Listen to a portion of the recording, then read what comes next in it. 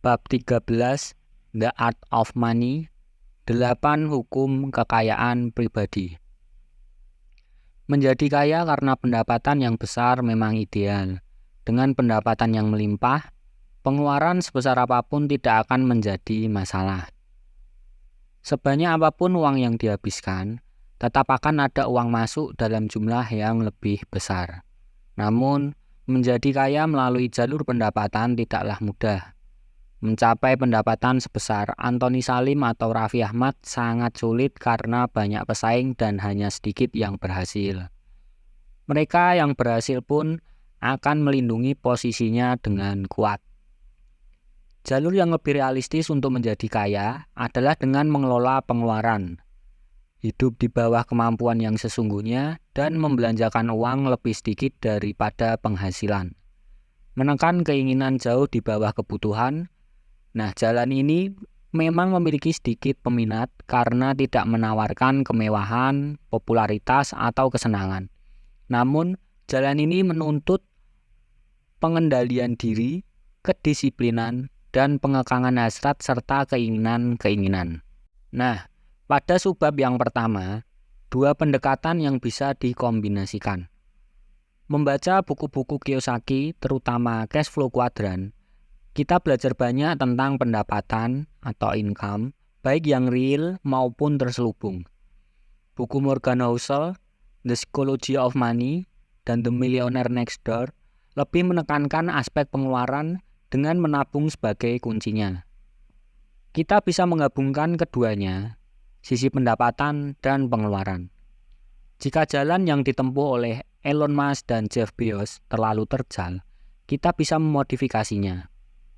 Jika berpindah kuadran terlalu beresiko, kita bisa tetap berada di kuadran yang sama dan meniti karir hingga mencapai posisi manajemen puncak.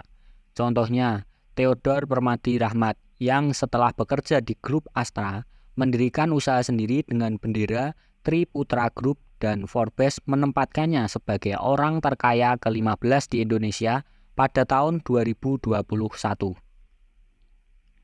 Jerry juga meniti karir di Bank Danamon dan Bank Tabungan Pensiun Nasional, kemudian membeli Bank Artos dan mengubahnya menjadi bank digital, sehingga menjadi salah satu orang terkaya di Indonesia. Meraih kekayaan dengan mengombinasikan pengelolaan pendapatan dan pengeluaran adalah realistis bagi kebanyakan orang. Mayoritas orang memiliki angka dan sumber penghasilan yang mirip, dengan tren kenaikan yang juga mirip. Mereka memiliki peluang bagus untuk menjadi kaya jika berhasil menyisihkan sebagian penghasilan, menabung, dan berinvestasi. Intinya adalah memaksimalkan pendapatan dan mengatur pengeluaran. Nah, pada subbab yang kedua, hukum kekayaan pribadi. Tidak ada jalan pintas atau holy grail yang secara otomatis bisa membuat seseorang menjadi kaya dan bebas secara finansial. Kuncinya adalah pengetahuan, pengendalian diri, dan disiplin. Disiplin ini sulit dan membutuhkan pengorbanan. Kegagalan dalam disiplin keuangan seringkali bukan karena ketidakmampuan mengendalikan diri, melainkan karena kurangnya pengetahuan tentang cara melakukannya. Banyak orang bahkan tidak menyadari bahwa mereka harus mengendalikan diri, merasa bisa mendapatkan uang dengan mudah, sehingga menghabiskannya pun menjadi mudah. Upaya mengumpulkan aset dan menjadi kaya erat kaitannya dengan mengatur keuangan saat ini dan di masa depan. Ini adalah soal pertukaran atau trade-off, menikmati sekarang atau menyimpannya untuk masa depan. Kamu bisa memilih kenikmatan sekarang dan bayar belakangan, atau mengendalikan diri sekarang dan menikmatinya di masa depan. Membangun aset membutuhkan kesadaran untuk berkorban, terutama mengorbankan kesenangan saat ini untuk disimpan menjadi kesenangan di masa depan. Kesediaan untuk melakukan trade-off ini adalah prasyarat untuk mulai bisa mengumpulkan kekayaan pribadi. Nah, berikut ini ada 8 hukum kekayaan pribadi yang bisa digunakan sebagai panduan menuju kekayaan dan kebebasan finansial. Yang pertama, jangan bergantung pada satu pendapatan. Sebagaimana bisnis tidak boleh bergantung hanya pada satu pembeli, kita juga harus semaksimal mungkin mendiversifikasi pendapatan kita. Warren Buffett menganjurkan agar kita memiliki lebih dari satu sumber pendapatan. Morgan Housel menekankan bahwa kegagalan terbesar dalam hal keuangan adalah hanya mengandalkan satu gaji untuk belanja jangka pendek tanpa tabungan sebagai bantalan untuk masa depan. Contoh dari kehidupan orang desa menunjukkan pentingnya memiliki berbagai sumber pendapatan. Mereka menjual sapi dan kerbau setahun sekali, panen padi setiap 4 bulan, mendapatkan pendapatan harian atau mingguan dari tanaman sayur mayur, dan hasil ternak seperti telur ayam atau bebek bisa menjadi pendapatan harian. Ayam kampung dapat dipanen setiap bulan. Nah, selain gaji, usahakan memiliki sumber pendapatan lain yang tidak memerlukan modal besar. Misalnya, menyewakan aset yang tidak terpakai, membudidayakan halaman untuk menanam sayur dan buah guna mengurangi pengeluaran, atau menjalankan usaha sampingan seperti berjualan online. Manfaatkan media sosial sebagai jalan untuk mencari uang. Buat strategi yang jelas untuk mengembangkan media sosialmu. Mengikut di media sosial adalah aset digital yang suatu saat bisa memberikan pendapatan besar. Dengan diversifikasi pendapatan, kita dapat menciptakan stabilitas keuangan dan mengurangi resiko keuangan. Nah, nomor 2. Buatlah anggaran yang masuk akal. Kebanyakan orang tidak membuat anggaran, meskipun mereka memiliki rencana pendapatan dan pengeluaran. Angka-angka tersebut hanya disimpan di kepala tanpa dicatat, sehingga saat ada pengeluaran tak terduga, banyak yang tidak siap. Untuk menghindari masalah ini, buatlah anggaran yang masuk akal dan milikilah dana darurat. Catat angka-angka yang realistis, berusahalah melampaui target pada sisi pendapatan, dan disiplinlah untuk tidak melebihi anggaran pada sisi pengeluaran. Gunakan cash flow quadrant untuk menetapkan pendapatan dan spending quadrant untuk mengevaluasi pengeluaran. Dana darurat sebaiknya ditempatkan pada instrumen yang mudah dicairkan seperti tabungan di bank, emas, atau deposito. Pertimbangkan masa pencairannya karena deposito dan reksadana tidak selalu bisa dicairkan segera saat dibutuhkan. Pastikan ada dana darurat pada instrumen yang bisa cair seketika, misalnya tabungan atau emas. Jika belum cukup, plafon kartu kredit bisa digunakan sementara waktu, namun perhatikan biaya dan bunga yang mungkin timbul. Tujuan pembuatan anggaran adalah pengendalian risiko. Oleh karena itu, asuransi juga penting, terutama untuk manfaat kesehatan. Tanpa asuransi kesehatan, seluruh tabungan bisa habis atau bahkan harus berutang untuk biaya rumah sakit. Dan obat-obatan yang semakin mahal. Nah, BPJS adalah opsi asuransi yang murah dan pelayanannya kini semakin baik. Meskipun memerlukan kesabaran dalam mengikuti prosedurnya, kesabaran ini seringkali menguntungkan, sedangkan ketidaksabaran bisa menjadi mahal. Dengan anggaran yang jelas, dana darurat dan asuransi, kamu dapat mengendalikan risiko keuangan dan mempersiapkan diri untuk menghadapi pengeluaran tak terduga. Nah, nomor 3. Atur pengeluaran secara rasional. Ada sebuah candaan di kalangan orang dewasa. Kenangan favorit masa kecil adalah kita tidak memiliki tagihan. Anak-anak bisa bersenang-senang karena tidak terbebani oleh tagihan dan cicilan. Namun, dalam kehidupan dewasa, membuat rencana pengeluaran membutuhkan rasionalitas dan disiplin. Pertama, lakukan diagnosis pengeluaran untuk mengetahui kebiasaan belanja masa lalu. Eliminasi kebutuhan semu yang hanya merupakan keinginan atau want. Banyak orang terkejut melihat betapa banyak uang yang mereka habiskan untuk hal-hal yang sebenarnya tidak perlu. Seperti kata Jean Ketsky, kebanyakan dari pengeluaran itu mungkin bukan merupakan kebutuhan. Pastikan hanya mengeluarkan uang untuk kebutuhan atau need, bukan keinginan. Sesekali memberi reward pada diri sendiri boleh saja, tetapi jangan sampai mengubah pengeluaran rutin bulanan secara signifikan. Misalnya, merayakan kenaikan gaji dengan makan di restoran mewah atau liburan singkat lebih bijak daripada membeli kendaraan baru yang tidak perlu. Manfaat cashback, point reward, promosi, dan giveaway untuk mereduksi pengeluaran kebutuhan. Meskipun tidak selalu 100% menghemat uang, ini sangat membantu. Hindari menggunakan point reward yang belum kadaluarsa untuk memenuhi keinginan atau want. Karena itu tetap berarti kehilangan uang untuk hal-hal yang tidak perlu. Buat anggaran untuk sedekah dan pastikan sedekahmu benar-benar bermanfaat. Jangan acuh terhadap cara sedekahmu disalurkan oleh pihak yang kamu percayai. Usahakan untuk tidak memberi pinjaman pada siapapun. Namun, buat daftar pengecualian seperti keluarga inti, teman dekat, tetangga samping rumah, atau orang yang pernah menolongmu. Anggaplah sebagai pemberian, bukan pinjaman. Jadi, begitu mengeluarkannya, kamu akan segera mengikhlaskannya.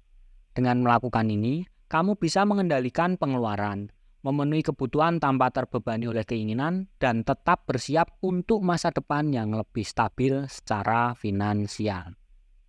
Lalu nomor 4. Prioritaskan menabung dan berinvestasi. Walaupun pemerintah menganjurkan untuk berbelanja agar perekonomian pulih, yang harus kamu lakukan adalah berhemat dan menabung. Pertumbuhan ekonomi adalah urusan pemerintah, tetapi kesejahteraanmu di masa depan adalah tanggung jawabmu sendiri. Pemerintah belum mampu memberikan tunjangan sosial yang memadai bagi mereka yang tidak memiliki tabungan pensiun. Banyak orang tidak menabung karena merasa tidak perlu atau tidak memiliki tujuan. Namun, menabung dan berhemat tidak memerlukan tujuan spesifik. Ini soal kebiasaan dan disiplin. Jen Chesky mengatakan, jika kita tidak menabung, artinya kita hidup dengan waktu pinjaman. Tabungan adalah fondasi dan pilar investasi. Banyak orang tidak melakukan investasi karena tidak punya uang yang cukup. Dan mereka tidak akan pernah punya uang untuk investasi jika tidak menabung terlebih dahulu. Menurut penasihat keuangan Dan Benson, jika kamu berusia 30 tahun atau lebih, jadikan tabungan pensiun sebagai prioritas keuangan terpenting. Sisihkan dana pensiun saat menerima gaji dan investasikan dalam instrumen yang memberikan imbal hasil positif setelah dikurangi pajak dan inflasi. Beberapa orang menyarankan menabung minimal 20% dari pendapatan, sementara yang lain menyarankan cukup 10%. Persentase ideal sebenarnya tergantung pada pendapatan dan pengeluaranmu. Tantangannya adalah meningkatkan persentase tabungan saat gajimu naik yang akan meningkatkan pertumbuhan nilai asetmu secara signifikan. Nah, musuh utama menabung dan berinvestasi adalah hasrat konsumsi yang tidak terkendali dan keserakahan dalam pengambilan keputusan investasi. Uang yang dikumpulkan bisa lenyap seketika jika salah pilih investasi. Hindari risiko dengan berinvestasi secara konservatif. Jangan tergiur tawaran investasi yang terlihat terlalu bagus untuk menjadi kenyataan. Warren Buffett mengingatkan, jangan mengukur kedalaman air dengan kedua belah kaki. Jika membeli reksadana, jangan hanya tergiur iklan atau promosi. Pelajari rekam jejak manajer investasi. Reksadana yang terlihat aman bisa saja memiliki manajer yang melakukan permainan berbahaya yang merugikan nasabah. Tentang trading, hindari full-time trading, kecuali jika pekerjaan utamamu memang di dunia investasi atau kamu sangat berpengalaman dan memiliki sumber informasi yang valid. Bursa saham tidak setiap hari memberi peluang meraih keuntungan, dan dunia trading saham sama sulitnya dengan bisnis pada umumnya, mungkin lebih sulit. Dengan menabung, berinvestasi secara bijak, dan menghindari risiko tinggi, kamu dapat mempersiapkan masa depan finansial yang lebih stabil dan aman. Nomor 5. Jangan berutang. Utang bisa sangat destruktif terhadap pembentukan aset atau kekayaan seseorang. Saat perekonomian sulit, orang-orang dengan utang besar merasakan dampak terberat. Seperti kata Warren Buffett, ketika air surut, kita akan tahu siapa yang berenang telanjang. Prinsip jangan berutang sangat relevan dan harus dipegang teguh. Keberanian berkata tidak adalah kunci utama. Orang dengan pendapatan tetap seperti aparatur sipil negara atau karyawan swasta sering menjadi target tawaran utang yang menggiurkan. Tawaran ini menjanjikan kenikmatan saat ini, tetapi memberi beban hingga puluhan atau tahunan ke depan. Banyak orang mudah tergiur oleh kenikmatan sesaat dan setuju berutang tanpa perhitungan yang matang. Mereka sering hanya mempertimbangkan kemampuan mengangsur dengan penghasilan saat ini tanpa memperhitungkan total pembayaran yang akan dilakukan. Oleh karena itu, penting untuk selalu berhitung sebelum mengambil utang. Selain itu, pertimbangkan alternatif substitusi atau pengganti. Jika membutuhkan sesuatu, pikirkan segala kemungkinan. Misalnya, daripada mencicil mobil atau motor baru, pertimbangkan membeli yang bekas pakai atau second secara tunai. Ini akan menghindarkan dari beban bunga dan penyusutan yang mahal. Namun, utang untuk membeli rumah masih diperbolehkan jika memenuhi persyaratan, seperti penghasilan yang mencukupi dan rumah yang dibeli bagus sebagai investasi. Harga rumah cenderung naik dan menabung untuk membeli rumah secara tunai bisa membuat kita tertinggal dari kenaikan harga. Selain itu, biaya kontrak rumah atau kos juga semakin mahal. Cicilan rumah biasanya terasa berat pada 5 tahun pertama. Namun, jika tetap rajin menabung dan menggunakan tabungan untuk memperkecil pokok pinjaman rumah, beban cicilan di periode berikutnya akan semakin ringan. Dalam jangka panjang, membeli rumah secara kredit bisa menguntungkan. Dengan demikian, menghindari utang konsumtif dan hanya mengambil utang untuk investasi yang bijak seperti membeli rumah dapat membantu membangun kekayaan dengan lebih aman dan stabil. Nomor 6. Buatlah rencana pertumbuhan aset. Pengalaman pribadi saya mengajarkan pentingnya memiliki framework mengenai akumulasi aset dan pengelolaan keuangan. Pada usia 21-23 tahun, saya merasa mudah mendapatkan uang dan menghabiskannya tanpa berpikir panjang. Saya membeli barang-barang mewah seperti ponsel, peralatan komputer, dan mobil baru tanpa mempertimbangkan akumulasi aset jangka panjang. Akibatnya, ketika menghadapi masa sulit, saya menyadari bahwa barang-barang yang saya beli cepat menjadi tidak berharga. Jika saya lebih bijak dalam mengelola uang, mungkin saya tidak akan merasakan masa sulit tersebut. Beruntung saya bisa mengubah kebiasaan buruk tersebut dan mulai menyusun rencana untuk memiliki aset. Pada usia 28 tahun, saya berhasil membeli rumah pertama dan pada usia 30 tahun, saya membeli rumah kedua. Keduanya tanpa utang. Saya mencapai ini dengan negosiasi dan pembayaran yang fleksibel sesuai kemampuan saya, serta menggunakan jasa sebagai alat tukar saat keuangan sedang sulit. Perencanaan pertumbuhan aset memerlukan pengetahuan dan kemampuan memprediksi. Saya mempelajarinya dari membaca buku dan berdiskusi dengan orang-orang sukses maupun tidak sukses. Sejak itu, saya rajin mengamati naik turunnya nilai aset di berbagai tempat seperti bursa saham, suku bunga deposito, harga emas, dan properti di berbagai kota. Contoh pertumbuhan aset properti yang saya amati.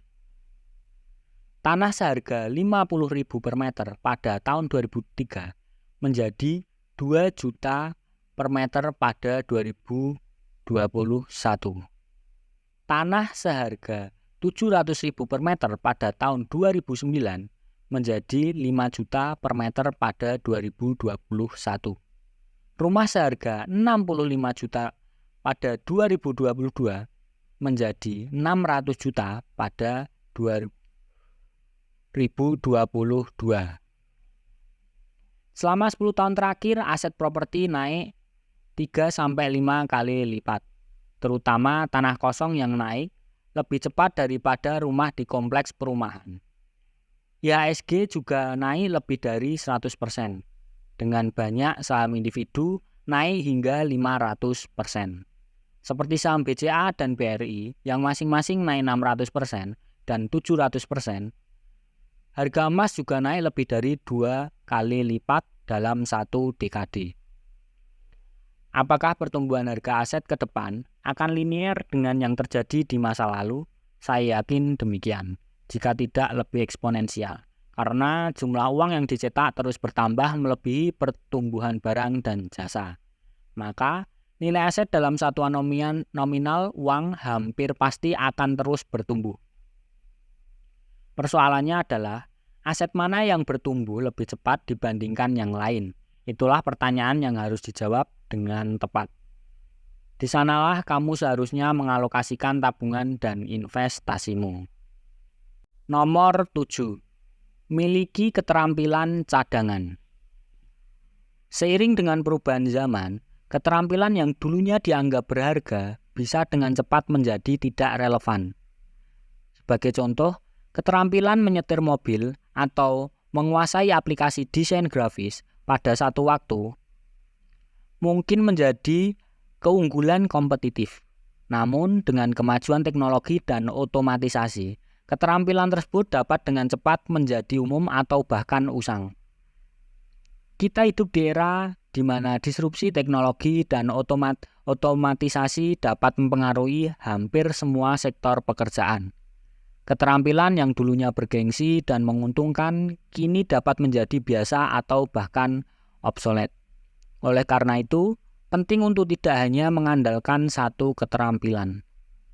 Diversifikasi kemampuan dan keterampilan adalah kunci untuk bertahan di pasar kerja yang terus berubah. Penting untuk mengembangkan keterampilan yang ada sambil mempelajari hal-hal baru. Saat ini, kemampuan digital dan teknologi menjadi semakin penting.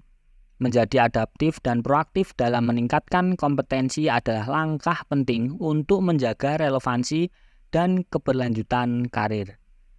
Dengan memahami bahwa situasi pasar kerja akan terus berubah, kita dapat lebih siap untuk menghadapi tantangan dan manfaat peluang baru. Adaptasi dan pembelajaran berkelanjutan adalah kunci untuk menjaga kestabilan finansial dan karir di masa depan. Yang terakhir, nomor 8. Hindari pengaruh buruk lingkungan. Lingkungan sosial kita memiliki pengaruh besar terhadap perilaku, konsumsi, dan keputusan finansial kita. Cenderung kita mengikuti perilaku dan pilihan dari orang-orang terdekat kita, termasuk dalam hal pembelian merek, cara mengemudi, dan pengelolaan uang. Hal ini terjadi karena karakter dan perilaku kita seringkali dibentuk oleh nilai-nilai dan kebiasaan dari komunitas tempat kita berada. Oleh karena itu, penting untuk memiliki lingkungan sosial yang mendukung keputusan finansial yang bijaksana. Berkumpul dengan orang-orang yang memiliki sikap rasional terhadap uang dapat membantu kita mengembangkan pola pikir yang lebih sehat dan rasional dalam mengelola keuangan. Sebaliknya, bergaul dengan kelompok yang memiliki gaya hidup konsumtif berlebihan dapat memicu kita untuk mengikuti perilaku tersebut, bahkan sampai memaksakan diri dengan berutang demi mengejar gaya hidup yang tidak sesuai dengan kemampuan finansial kita. Memilih komunitas yang positif secara finansial bukan hanya soal memilih teman, tetapi juga tentang membentuk kebiasaan finansial yang baik dan saling belajar untuk mengoptimalkan potensi masing-masing. Dengan berada di lingkungan yang mendukung keputusan finansial yang rasional, kita dapat lebih mudah mencapai kestabilan dan keberhasilan finansial dalam jangka panjang. Nah, lalu pada subbab yang ketiga, memutus jerat yang membelenggu. Dalam membangun kekayaan, ada dua faktor utama yang sering menjadi penghalang. Yang pertama kebodohan dan yang kedua sikap ignorance. Kebodohan atau ketidaktahuan akan prinsip-prinsip dasar keuangan dapat menghambat seseorang sejak dini. Banyak individu baru menyadari pentingnya pendidikan finansial saat usia mereka sudah memasuki kepala 4. Dan seringkali mereka merasa menyesal karena tidak memulai lebih awal.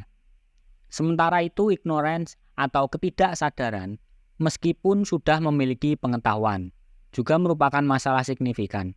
Individu dalam kategori ini mungkin tahu apa yang harus dilakukan, seperti menabung, berinvestasi, dan menghindari utang. Tetapi mereka gagal mengimplementasikan pengetahuan tersebut. Ini seringkali disebabkan oleh perilaku malas, kurang disiplin, atau kecenderungan untuk hidup hedon. Kedua faktor ini berkontribusi pada kesulitan finansial melalui gaya hidup konsumtif dan utang yang berlebihan. Misalnya, berinvestasi dengan uang pinjaman adalah contoh klasik dari ignorance. Meskipun resikonya jelas, beberapa orang tetap terjerumus dalam praktik ini, mengabaikan prinsip-prinsip dasar investasi yang sehat. Untuk mengatasi masalah ini, langkah pertama adalah mengatasi sikap ignorance dengan meningkatkan kesadaran dan disiplin finansial. Evaluasi ulang prioritas pengeluaran, kurangi gaya hidup konsumtif, dan hindari utang yang tidak perlu. Pengurangan utang harus menjadi prioritas utama. Susunlah rencana untuk mengurangi utang, bahkan jika langkah tersebut kecil. Memperbaiki situasi finansial dengan mengurangi utang dapat memberikan kenyamanan yang lebih besar dibandingkan memiliki aset besar dengan utang yang banyak. Setiap pengurangan utang harus dievaluasi untuk menghitung penghematan dan pengurangan beban bunga yang akan meningkatkan fleksibilitas anggaran di masa depan. Bersyukurlah atas pencapaian tersebut, karena rasa syukur dapat membantu menghindari pengeluaran impulsif dan mendorong keputusan finansial yang lebih rasional. Untuk meraih kesuksesan finansial, penting untuk memadukan pengetahuan dengan tindakan yang disiplin dan bijaksana. Menjadi sadar dan aktif dalam pengelolaan keuangan akan membuka jalan menuju stabilitas dan pertumbuhan kekayaan yang berkelanjutan. Pada subbab yang terakhir, gaya hidup minimalis. Steve Jobs dikenal dengan gaya hidup minimalisnya, yang tercermin dalam rumahnya yang sederhana dan tidak banyak perabot. Gaya hidup minimalis ini bukan hanya tentang mengurangi barang-barang, tetapi juga tentang fokus pada hal-hal yang esensial dan menghilangkan distraksi yang tidak perlu. Filosofi ini relevan dalam pengelolaan keuangan, di mana penting untuk membedakan antara kebutuhan, needs, dan keinginan, want. Kunci utama gaya hidup minimalis dalam konteks keuangan. Yang pertama, fokus pada kebutuhan esensial. Prioritaskan pengeluaran untuk hal-hal yang benar-benar penting untuk kehidupan, seperti kebutuhan biologis dan fungsi dasar. Hindari pembelian barang-barang sekunder atau tersier yang tidak mendesak. Yang kedua, pengendalian keinginan. Menerapkan prinsip minimalis membantu dalam mengendalikan keinginan berlebihan, seperti yang dikatakan Epictetus, "Wealth consists not in having possession, but in having few want."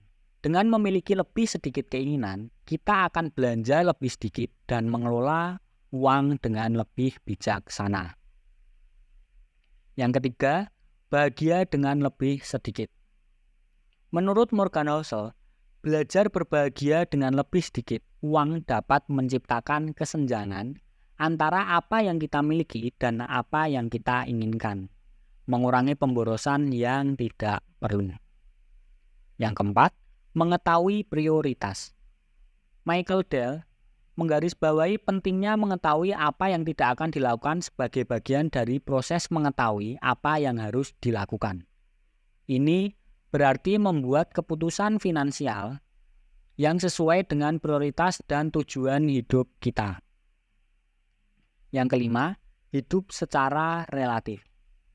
Charles Caleb Colton mengingatkan bahwa kekayaan pada akhirnya adalah relatif. Seseorang yang memiliki sedikit dan menginginkan lebih sedikit dapat merasa lebih kaya daripada mereka yang memiliki banyak tetapi masih merasa kurang. Dengan menerapkan prinsip gaya hidup minimalis dalam keuangan, kita dapat lebih fokus pada hal-hal yang benar-benar penting dan menghindari pemborosan. Mengelola uang dengan cara ini bukan hanya tentang memiliki lebih sedikit barang, tetapi juga tentang mencapai kesejahteraan dan kebahagiaan melalui pengendalian keinginan dan prioritas yang jelas.